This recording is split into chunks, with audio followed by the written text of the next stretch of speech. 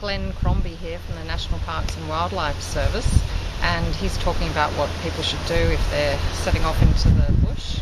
Glen, what would you say to people who are heading off on a long bushwalk on their own? Firstly, we usually don't recommend people walk by themselves. It's always good to go walking in a group of at least 4 people. That means if something does happen, you can send 2 people out to get help, and the other 2 people can stay behind if need be. But also make sure you do your preparation, make sure you've got your map, you've got some food, some water and some warm clothing in case you do get stuck out longer than you thought or the weather does change. There's a group of friends and they're thinking of doing the walk from Appletree Bay to Mount Ku-ring-gai, which is 9 kilometres. What kind of things should they take with them on the walk? There's a number of things they should consider. It's always important to prepare for the walk. Be looking at what maps you need, do some research on the internet, have a look at the National Parks websites. You need to make sure you've got a good map with you to know where you are going. Take some warm clothing in case the weather does change, and take plenty of water, especially in summertime. It can get quite hot. We do recommend you take some water and some food that you may need. And you start looking at some of the topographical maps, just with the details they give.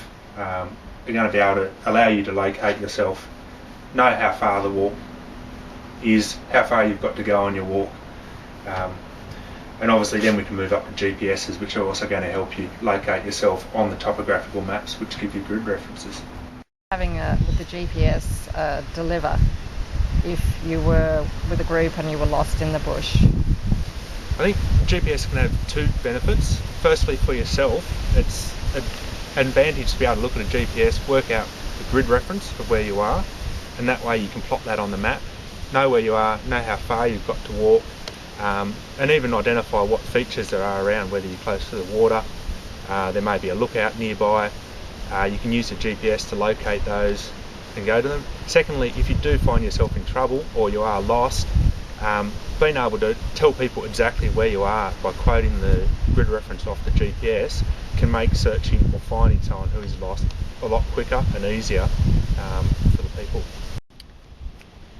There's a group of people that have gone on a walk into Marramara National Park and they haven't taken the GPS with them. At what point should they panic if they're lost? I think it's important not to panic if you are lost. One of the best things you can do is stop exactly where you are and try and work out, at least from a map, you can look at creek lines, ridge lines, mountains. Give yourself a fair idea of how far you walked. A lot of people say about 5 kilometres an hour for walking.